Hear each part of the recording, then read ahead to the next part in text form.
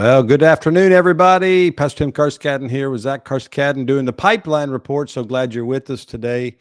The government shutdown, that's going to be our focus today. But before we get to that, we also want to talk to you about Israel.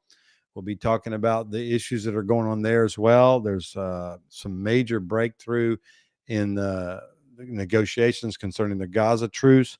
Also, what's going on in Syria, as well as the fake news of the BBC concerning Israel. And we'll talk about a little bit about that. And then we have the shutdown. As you saw, there was a vote last night in the Senate to end the shutdown. But what does that mean? What does that look like? We'll get into that. And then also the fake news that President Trump's been calling out for 8, 10, 12 years.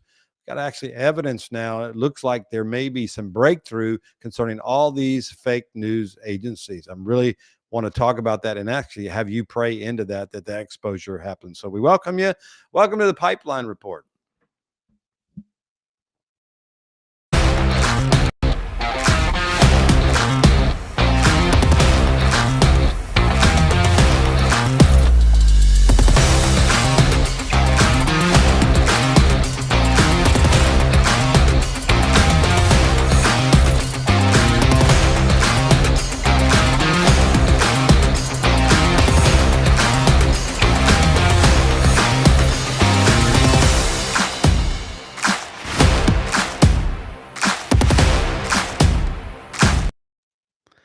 Well, welcome, as we said, to our Pipeline Report here on Monday afternoon, the 10th day of November 2025. So much to talk about. So many things going on in the world with the shutdown, as well as Israel and other issues that we want to speak about today. So glad to have Zach with me here. Eric, working our executive producer there. He's behind the cameras. I'm at my home. Zach's there at the studio. I wasn't here last week. We had a little short, brief one last week. We were at the Global Summit in Dallas, Corinth, Texas, actually. Cindy Jacobs had gathered prophets from all around the world to kind of talk about what God is saying right now. And we shared a little bit about that in our service yesterday. If you want to catch that, I shared a word that Pat King had that was kind of the focus of the whole conference of what we're going after. And it's a season of the war of the words, and between the rivers of heaven and the rivers of hell. And that is really accurate of what's going on right now. So we want to be the voice of God, speaking what God's saying. That's what we try to do here on the Pipeline Report, help you vet information and news as to properly intercede and pray according to what God is saying in the earth. Let's start with Israel. Some really important news, and we want you to pray about, especially Jared Kushner is meeting with Israeli leaders right now. The main issue is there are 200 terrorists that are trapped in tunnels on the other side of what they call the yellow line, which was part of the truce that Gaza was, that Hamas was not supposed to be past that yellow line. And there's 200 of them trapped in there. So Kushner's probably arguing on behalf of those terrorists, hoping to get them set free. That's been his MO. He has been more than, accommodating to the Palestinians and their terrorist groups like that to help them. He has met with a boss privately about dividing the land. I'm not here just beat him down. I'm just saying he makes me very nervous. I know he's the president's son-in-law, but we have got to pray that every plan to divide the land, every plan to empower and to give more access to terrorists be thwarted, and that he would not be successful in his negotiations. I think Witkoff's supposed to be coming this week as well. And then on top of that, you have the president welcoming the new president of Syria into the White House. He's a known terrorist, has killed probably hundreds and thousands of people, innocent people, while he was part of ISIS and part of the, I'm sure ISIS, I'm not sure about ISIS, but he was a terrorist, a known terrorist. There was actually a $10 million bounty on him by the U.S. government, and now he's being welcomed and honored in the White House. Have real issues with that, to say the least. I'm not saying somebody can't change, but we believe that Jesus Christ is the way you change your life. He's a full-blown Muslim and a radical one at that. So this is very interesting what's going on there. So we want to break and pray against any curse that would come upon America by embracing a leader, a known terrorist, somebody who's killed many, many innocent people and has been a part of just some of the most atrocious crimes, war crimes against humanity. And he's in our White House because he shaved and he put on a suit, and now he's accepted. And I realize we need change in Syria. And right now it is quiet. I'm not here to say he cannot be used that way. I'm not saying God can't use him. I'm just saying we need to pray if there's a potential curse coming on our land for embracing that. We want to make sure that we cover that as well. And then the last is on Israel is the what's happening in New York City with Mandani, a known anti-Semite, a known anti-Zionist. Got a little report here. This is from a liberal rabbi. I'll call him that, a reformed, liberal rabbi, and their thoughts on this concerning Mandami. Right, we're here with Amiel Hirsch, the senior rabbi at the Stephen Wise Free Synagogue. We appreciate you joining us here. You are literally representative of liberal Judaism, liberal Zionism, of progressive Judaism. You've held leadership positions. I saw a statement you put out this morning basically saying we will work with the mayor-elect when we can. We will oppose him when we need to. And I think that's been kind of the consensus of many Jewish organizations across the spectrum so far in New York. Is that what you're feeling so far? With respect to the organized Jewish community, absolutely, because the organized Jewish community is strongly pro-Israel. At its heart, it's Zionist. And one of the driving philosophies of the mayor-elect is an anti-Zionism. So, of course, it puts us in fundamental ideological conflict with each other. Now, a lot depends on how his mayoralty unfolds, right? Most of the issues that the mayor confronts are local issues. Do the trains run on time? How their affordability was a big issue here. Crime, transportation, all of those issues, there's a lot to work together with, and we hope that he will be able to work together with us. And that maybe from a pragmatic perspective, I don't expect him to change his views and all of a sudden he'll become a Zionist because he got this anti-Zionism from childhood.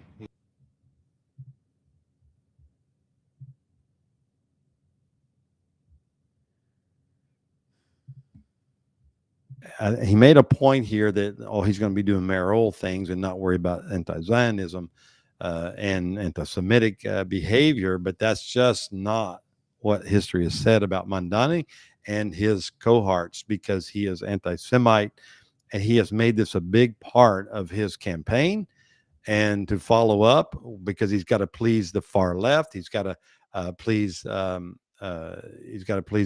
Islamic community who has funded his placement into office.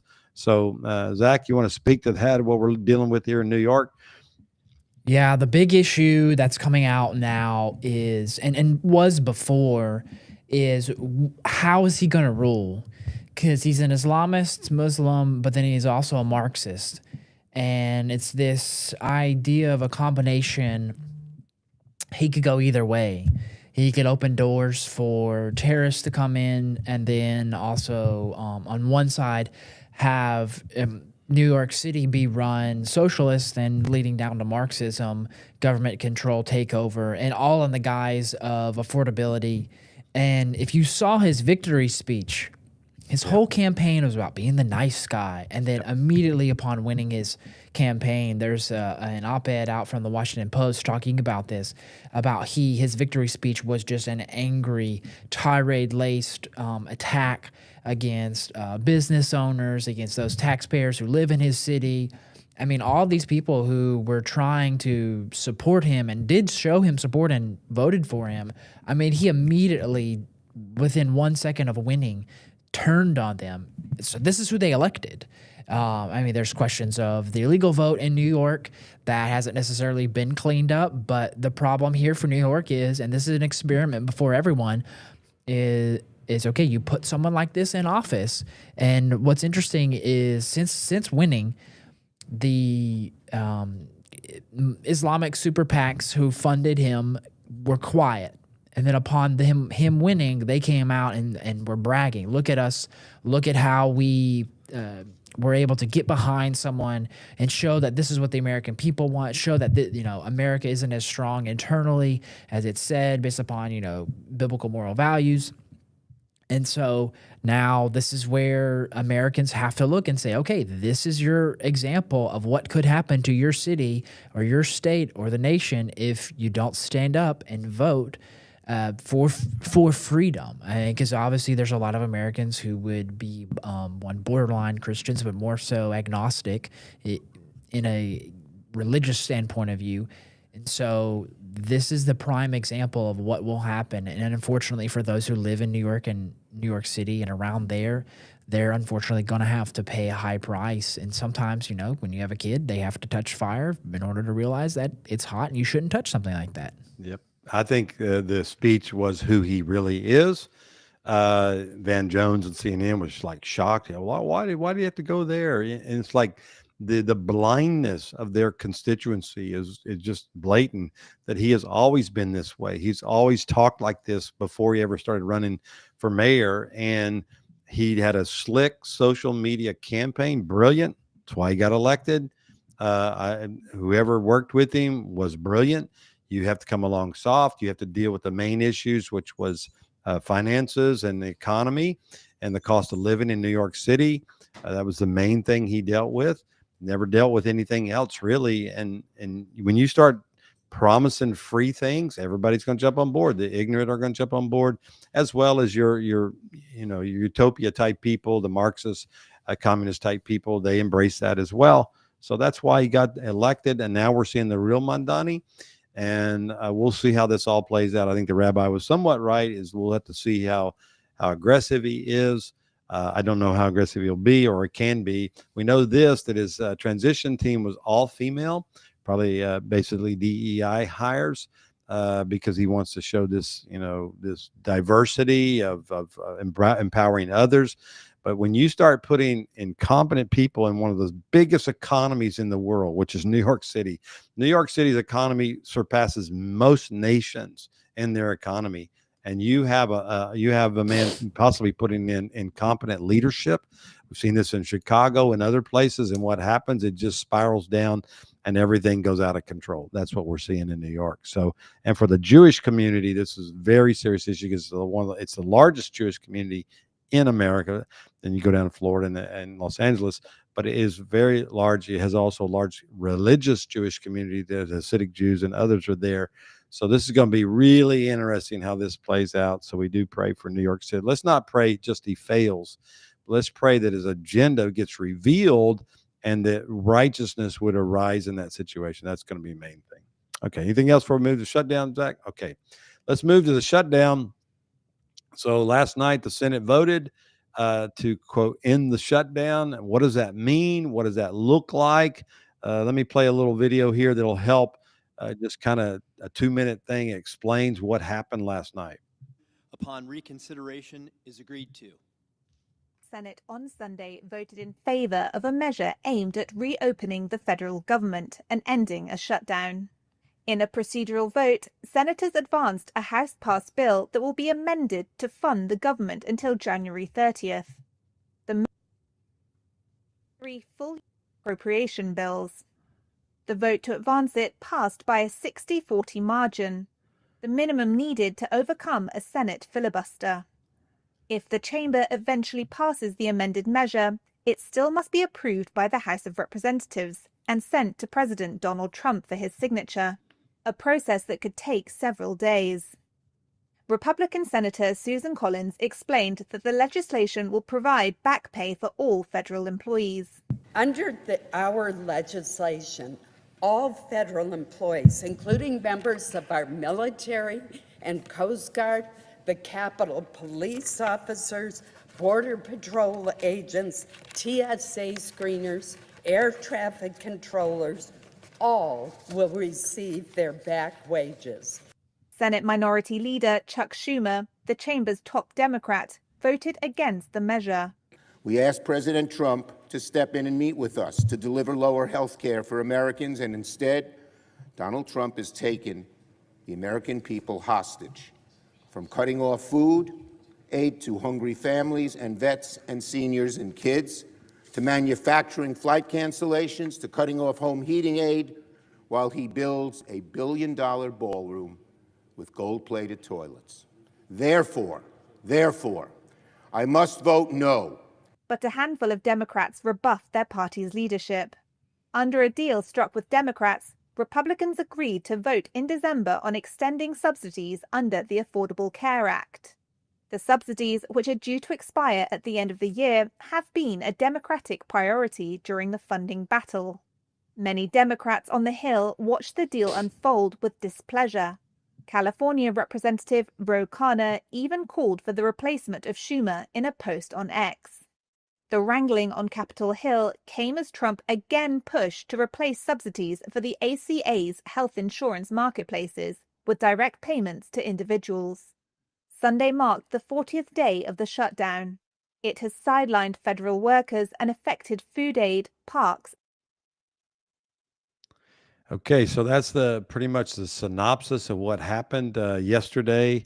Still got to go to the House. Trump still has to sign it. It's not over. I imagine we got a clip here from Mike Johnson, who's going to share a little bit here in just a minute, which explains a little bit more. So what you just saw there about the anti-Schumer stuff, this is very normal in a budget issue. Every time the party that's in the minority, in a sense, caves in, as they call it, and allows the vote, the top leader is always challenged. Mitch McConnell was challenged when he did the same thing. There's probably not much substance to that whatsoever. They're not going to move him out of there in any way. That's just the far left screaming because they wanted to hold out and hold the Americans hostage in the midst of this. So what's it look like there, Zach? How do you see this happening?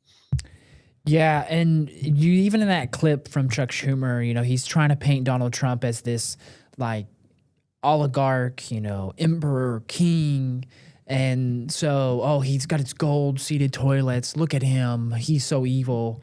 But then you look at the 8 senators who voted in to kind of end the shutdown. It's Senator John Fetterman from Pennsylvania, who's been an outspoken proponent against the government shutdown. You have Senator Angus King, from an independent from Maine, who's again been outspoken. You have Senator Jackie Rosen from Nevada, Senator Dick Durbin from Illinois, and then Senator Catherine Cortez Masto from Nevada. Both of those have huge military constituencies, so they're obviously going to have to be in favor for it. Because it's costing their constituents some money because they haven't been paid, and so this is kind of why they paid. Dick Durbin as well. He's in a deep blue area. It wasn't going to cost him anything. Senator Jehan Shaheen from New Hampshire, and then Senator Maggie Hassan from New Hampshire, and Timothy Kane, again another federal worker, huge federal workers, 140,000 federal workers in Virginia, who have been costed their paychecks over this 40-day shutdown. And the reason I name all those and say that about them is because a lot of them are either for the shutdown to begin with, or they need to vote to end this because their constituents are being hurt, or like in Dick Durbin and Tim Kane's and the New Hampshire senators for voting for both that. It doesn't really harm them for standing up and stepping out in line with the Democrats.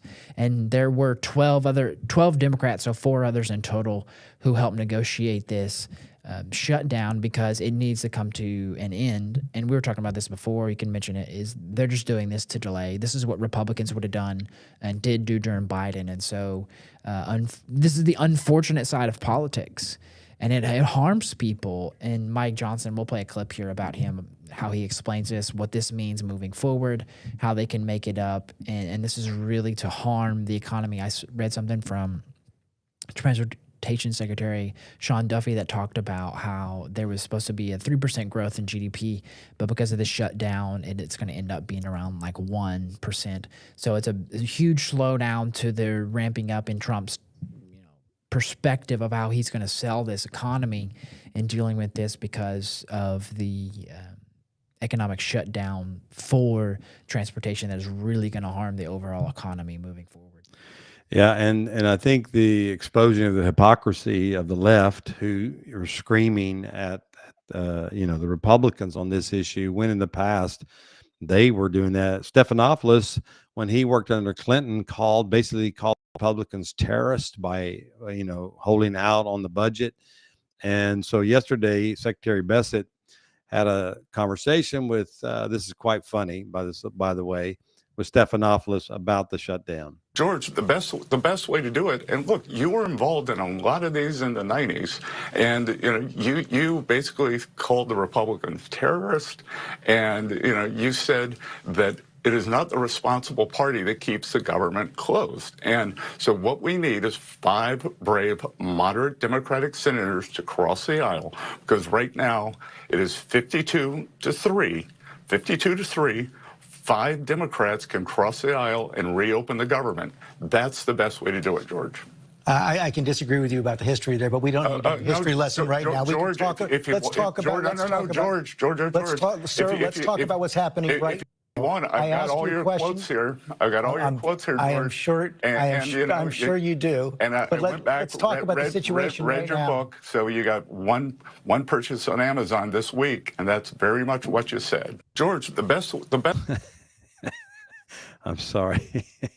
Calls him out, said he had one purchase on Amazon this week of his book, but and he has the evidence is there. You can actually on the Twitter feed there, you can also go, not Twitter, X, I'm sorry. You can go see the interview on PBS that Stephanopoulos had when he called the Republicans terrorists. So this is the exposure of the fake news that we want to speak to in a little while, but it's starting to happen little by little where we're starting to see what they do and how they bend the news. That's why we do the pipeline report, as we want to bring understanding to that and help you process through that. Even yesterday on MSNBC News, they talked about this, their frustration with what's going on with the vote yesterday. So enjoy this one as well. It's strange, Dean, to go back to the original sort of part of this conversation of whether he is a good deal maker. I mean, in a way, it seems like the president is kind of getting what he wanted 40 days ago when all this started. He was out there saying that, oh, this is all about Democrats trying to give health care to illegal immigrants. He just said that to reporters moments ago, repeated that refrain that Democrats had actually very successfully pushed back against. Then there's all this energy. In the wake of the election on Tuesday, the president made remarks saying basically, wow, Republicans are being harmed by all of this, acknowledging that he was on his back foot. And now here he is winning again? How did he do it? The Democrats, I don't understand how a Democratic senator goes, wow, we won really big. Let me cave now. I don't understand. That makes no sense to me. Well, maybe to Anthony's point, if they were cynical, like if we wanted just to hold this out until we get through the election, and then after the election, we got the wins, Okay, there we go. And I think he's right there. It's a holdout till after the election. That's the goal here. I disagree with her that the Dems won the narrative on pushing back on the illegals receiving compensation. We know that at least 4 million illegals were receiving compensation. So they did not win that argument. But that's a point there. So they're watching the president win, and this is something that we have to watch over and over again, where it looks like he's about to lose, looks like they were about to fail, and then somehow they pulled it out. Yeah, and we have to look at the fallout from these. This is going to be the huge determinant, even over the next several months, of what policies are going to be put in places like Virginia, in New York City, I think the other two, like New Jersey and all these other states that Minnesota, where these effects are coming into play here, because they're going to try to spin them as wins. Well, look at us, we're moving in the right direction. And Schumer and a lot of the Democratic leadership have a challenge on their hand to show the American people, how are you fighting for us versus the illegals? What is being researched right now is, in these cities where you're seeing this stuff happening in these states, is how many illegals voted. That has not been researched fully yet.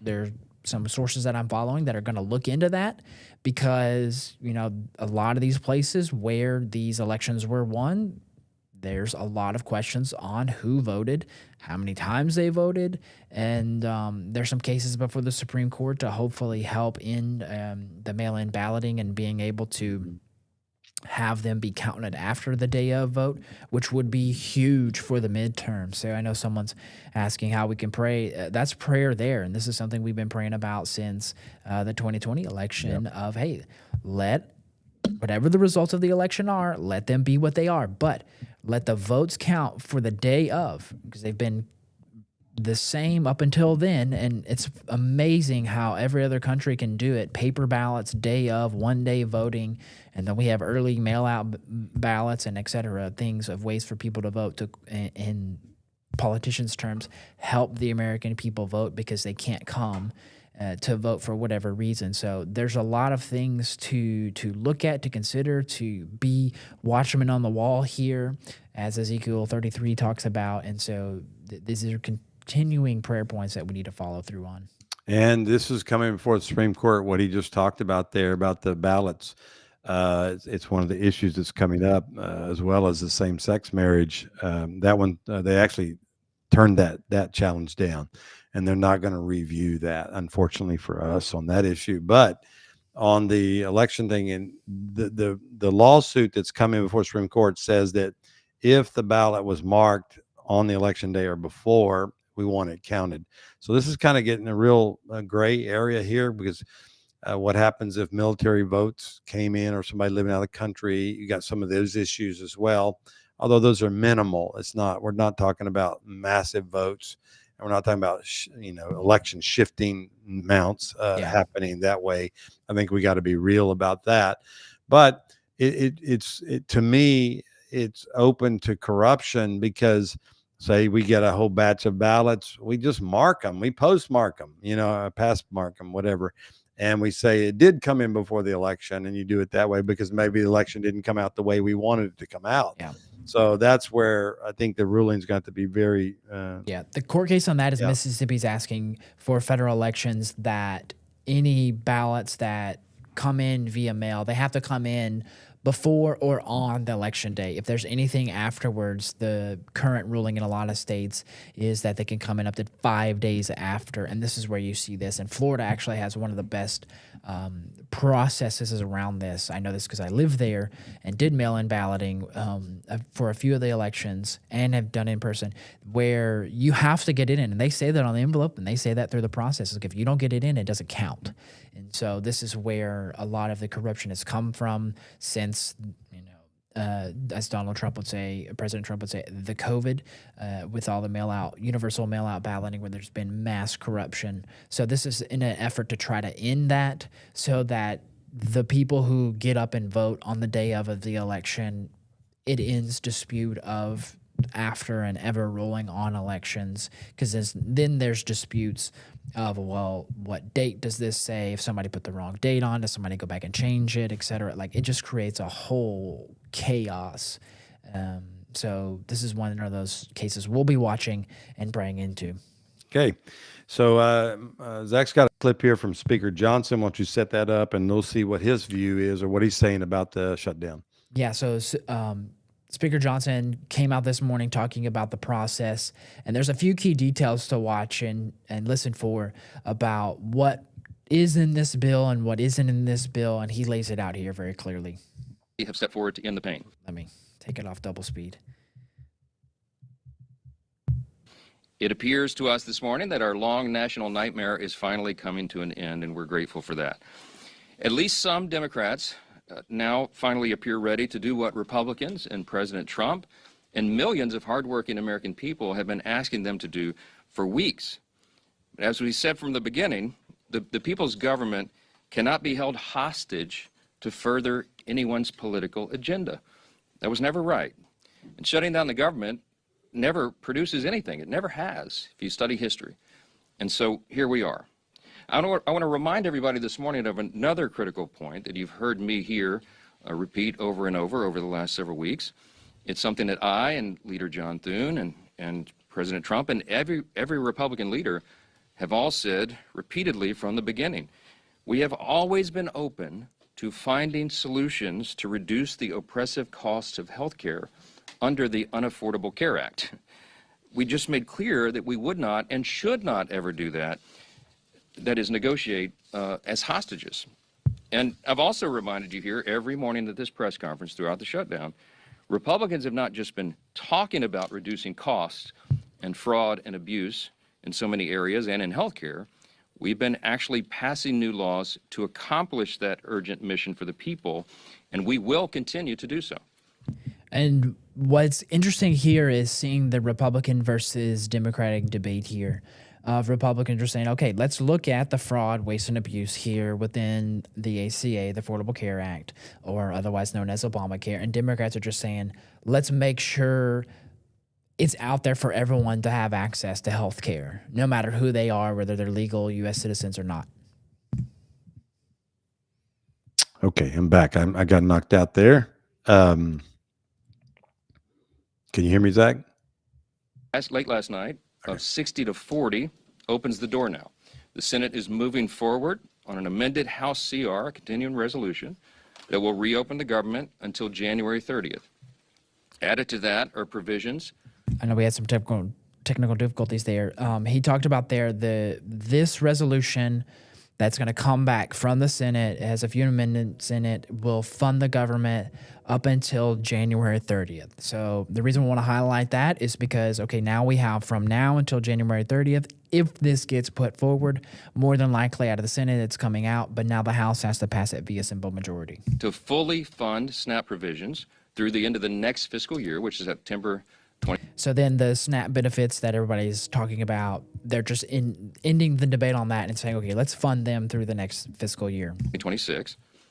Guaranteed back pay for all federal workers who have been and then made back to endure pay, these which hardships. I think Republicans and several Democrats weeks. can agree on. And it also includes passage of 3 appropriations bills, which we're. And this is the new portion that is coming out that is not being talked about, hasn't been talked about, that Speaker Johnson here lays out very clearly.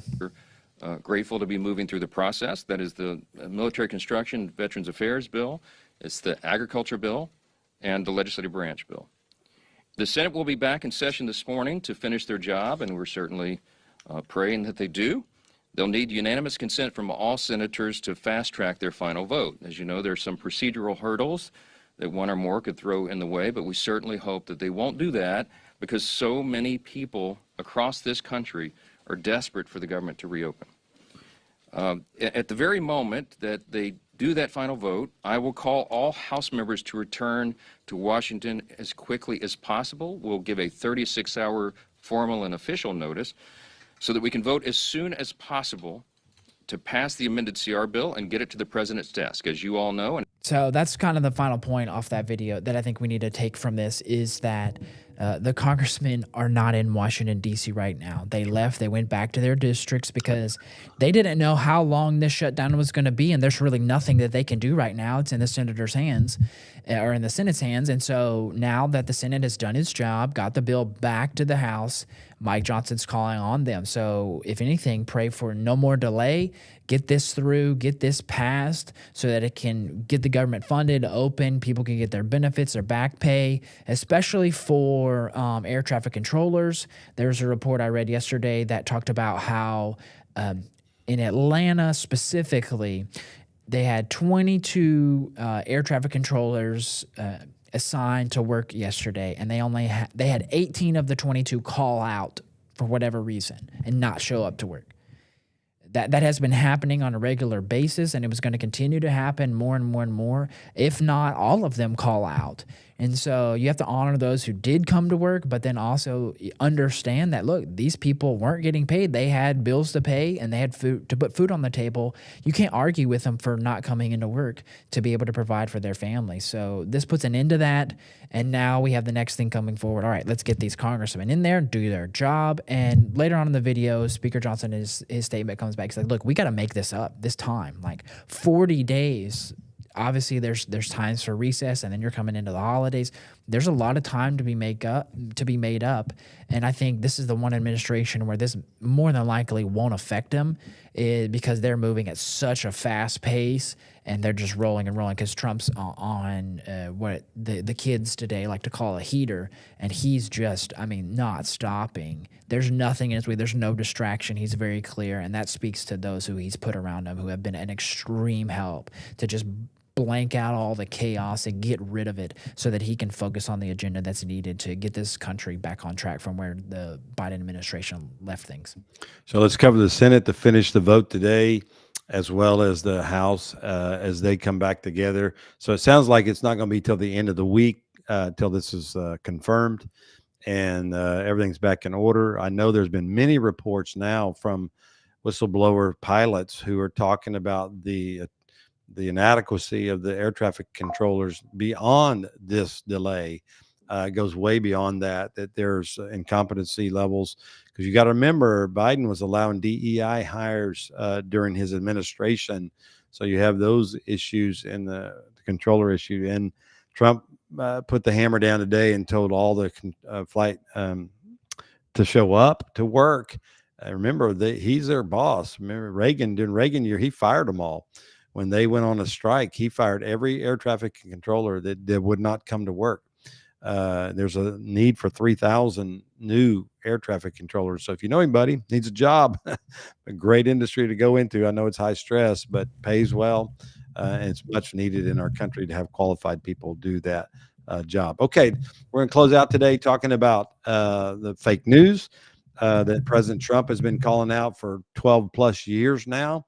And now we're actually starting to see proof of the fakeness at a high level. We've always known it. Most of us conservative people, we see it, we catch it, we study it. But now we're going broad, live, mainstream, where even other networks, BBC is one of the most liberal networks in the world, obviously has an agenda. Just this week as well, a report came out of Israel that 2 times a week that the BBC has had to correct their post concerning the Gaza war. In the entire war since 2023, they've had to make 215 corrections, known corrections, or some that they don't even know about yet, because they misled the public with their reports. Just remember this: the main report comes out and then they correct. Very, very, very few people see the correction. They hear the first report, and that's what they begin to have their fights over. So here's a report from another British network on this issue and how they see it playing out with BBC. Story in town. It turns out American President Donald Trump was onto something. Where are you from? BBC. Okay. Here's another beauty. It's a good line. Impartial, free and fair. Yeah, sure. Well, that criticism of the BBC and John Sopel, who was talking to there, apparently was well-founded, because the so-called impartial and accurate public service broadcaster is nothing but. You are fake news. Sir, go ahead. Can you state categorically that nobody... No, Mr. President... Because tonight the BBC is facing serious questions over its credibility after the Daily Telegraph exposed a panorama segment that heavily doctored a speech by the American president in 2021, hours before the infamous January the 6th Capitol riot. As you're about to hear, the corporation spliced together 2 quotes 1 hour apart to make it seem like he encouraged an insurrection. They played the following clip. We're going to walk down to the Capitol, and I'll be there with you, and we fight. We fight like hell. But Trump didn't, in fact, say this at all. The BBC spliced together 2 clips that took place 54 minutes apart. So let's go through it again. We're going to walk down to the Capitol, and I'll be there with you.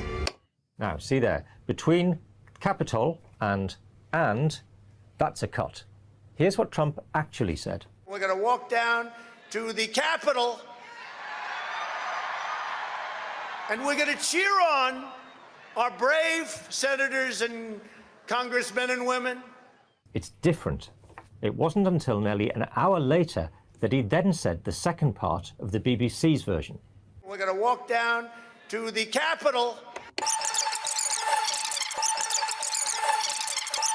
and we fight. We fight like hell.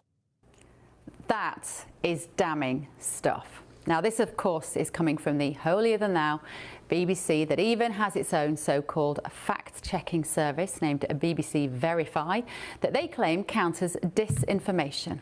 Oh, the irony. Oh, the irony. I'm sure the other British reporters are enjoying this because they've had to deal with the BBC for many, many years, and their error, and God forbid CNN, MSNBC, and all the others in America that do the same exact thing, but probably this is more blatant than most. They're doing it in Israel. They've been doing it for a long time, and now the exposure, here it comes, and the top two people have resigned, and the only statement they made, we made a small error, or we made an error in judgment. I mean, this is more than judgment. This is blatantly lying to the public. And the interesting thing is, you know, people get upset about this. They're saying, oh, Trump is evil. He's the dictator. You know, me and Eric were talking about it. You know, people have this Trump derangement syndrome, and they're saying Trump is Trump, you know, believes these things. He says these things, but in reality, he doesn't. And it's, you know, like the boy who cried wolf. You know, you keep making these statements. Eventually, in our mindset, and hopefully for America, is that eventually, hopefully, people wake up to this and realize to, hey, kind of push back. Now, maybe we can talk about the opposite effect of you have people like Tucker Carlson, Candace Owens, and others of that ilk who now say, well, everything that comes out is corrupted and evil, but that's obviously not the case. You don't want to go too far. You want to kind of have an objective balance there, and we want to call that out here. And in this instance, like 54 minutes apart, that's, insane. And as we know Trump, he's going to have a fun day with this in court and get paid pretty penny from it to see what happens here, as he did with CBS and 60 Minutes lies as well. And as Zach was saying that about the problem we're having, we're also seeing that on the conservative sides. If you didn't know, Michelle Bachmann, former congresswoman, has been on the Heritage Board for many, many years on anti-Semitism, resigned because of what the Heritage communities, the Heritage Foundation is starting to stand with Tucker Carlson and the anti-Semitic movement. And so they're putting out what I call fake news there as well. And the Heritage Foundation is supposed to be the bedrock, I should say, of conservatism and the communication, the think tank. And it's been rotted for a long time. But I think that exposure is coming out of the fakeness of how this thing infiltrates even into the conservative community. I think the narrative is going to get more and more difficult for us to have, but we're going to keep saying it. We're going to keep saying what we need to say here. And I think Tucker and Candace Owens are being revealed for what they are right now. And for us, we have to be really careful. I know they have done, and they've done some good things in the past. But right now, they're very toxic and they're very unreliable as far as their resources. Yeah, and the thing with Tucker is, if you saw last week, he brought on disgraced middle ground, if you want to call him that, voice, and Nick Fuentes. And me and John have been doing some research on him and having some fun with it. But this is a gentleman who didn't consider Charlie Kirk to be a Christian. And the issue with Tucker Carlson isn't that he brought Nick Fuentes on, because Patrick Bet-David with Valuetainment brought Nick Fuentes on, but Patrick Bet-David pushed back against Nick Fuentes as some of the things he believed, whereas Tucker Carlson just, oh, really? Wow. And I mean, Nick Fuentes said his favorite holiday is Joseph Stalin's birthday. It could have been a joke, but he was being pretty serious about it. And Tucker Carlson just laughed at it and didn't push back at all. And Ben Shapiro went on a live Megyn Kelly event and kind of pushed back on this against Megyn Kelly, because Megyn Kelly's like, well, Tucker's my friend. And this is the same position the Heritage Foundation has taken. Well, Tucker's our friend. We're going to stand and support him and let him do whatever he wants. And the question isn't whether he has the right to do whatever he wants, because the night before Ben went on the Megyn Kelly live event, Tucker Carlson went on and said, look, nobody's my editor. I can basically bring on whoever I want. And Ben's point the next night was that, look, yeah, you can, but the reality is if you're going to sit here and say that this is journalism and you're going to say you're a conservative and you're going to uphold biblical moral values and you're going to uphold values that enhance the lives of Americans and produce policies that push freedom, this is not how you do this, and you're not standing in line with those tenets. And now it's up to the American people and the viewers to really understand what Tucker and the ilk of who are in the same cloth fighting and pushing for. Whereas the question is now for Turning Point, because a lot of this has to deal around Turning Point. When Charlie Kirk unfortunately passed away, it's now created a vacuum on the conservative right, religious right, political groups, and now you see Tucker Carlson, Candace Owens, and a bunch of other people trying to push forward and take that voice. And TPUSA and Erica Kirk and all their workers have a decision because Charlie pushed to have Tucker on. And also, he was at his memorial service, and they've talked about bringing him back on. They brought him to other events. And so this is a question for TPUSA now, moving forward. How are they going to handle it? Obviously, right now they're being silent because they're waiting for the court case to be decided. But this is a huge moment for what Charlie Kirk built, for Tucker Carlson and Candace Owens as well. It's very concerning to see the road they're going on. Okay, and then there's a couple things going on. Judges are ruling on redistricting in both Maryland and Utah. Maryland has no Republican congressman at all, and it could give them one if it goes the right way. And then also in Utah, a judge is supposed to rule today that could flip 2 Republican seats to Democrat. And then, of course, you saw Prop 50 in California last week passed by the legislator, by the voters, which literally steals, I think, 5, if not more, Republican districts, takes them away from them. You just don't understand. I watched the map and how they did it. They literally, you're living out, let's say you're in Northern California, the closest, biggest city to you, Sacramento. It's a long way away from you, and you're all red. I mean, 80% red, Republican. And they went down into Sacramento and sucked the votes out of there, and district, I should say, and carved it out and literally flipped a majority Republican district to Democrat. They did the same thing in San Francisco and San Diego. These districts aren't even near. I mean, you're going to have a representative that doesn't even live near you whatsoever. And remember, representatives are to be representative of the people, is what they're representing. And I'm not in favor of the Republicans doing it either. I think Schwarzenegger had it right. This has been going on for almost 200 years. The gerrymandering is much worse now than it has ever been. It's so unfair to for people who don't get represented. They pay their taxes and are not represented, and that was the whole purpose of the House of Representatives in the Constitution anyway. And we're losing that daily. And now you have these other judges ruling this. We got the Louisiana case, which is coming before the Supreme Court. It may not happen before the next election, where you're carving out districts based on race, which is not constitutional. You can't do that, but they're doing it anyway. So we have that issues going on. So this, really pray today these judges, use wisdom and actually properly interpret the Constitution.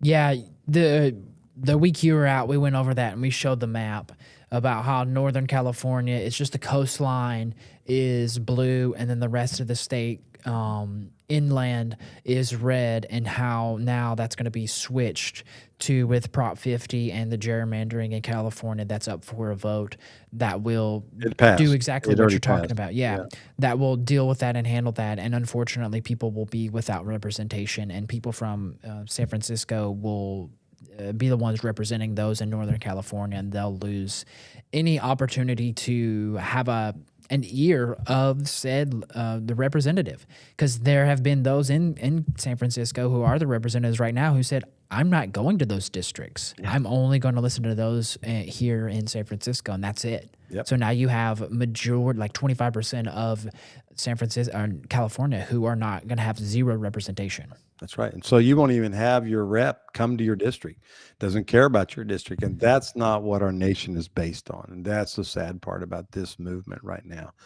So, well, we thank you for being with us today. I hope you enjoyed the Pipeline Report. Follow us each Monday here at 12 noon Central Time, or catch the replay. We have it both here on Rumble and on our YouTube page. I think we're supposed to have it on Facebook. For some reason, it didn't pop up there today, but we usually put it on Pipeline Facebook page as well. But we thank you for following us. God bless you. Pray for America. Pray for what's going on here. And we ask God to put his grace upon our nation today. God bless. We'll see you next week.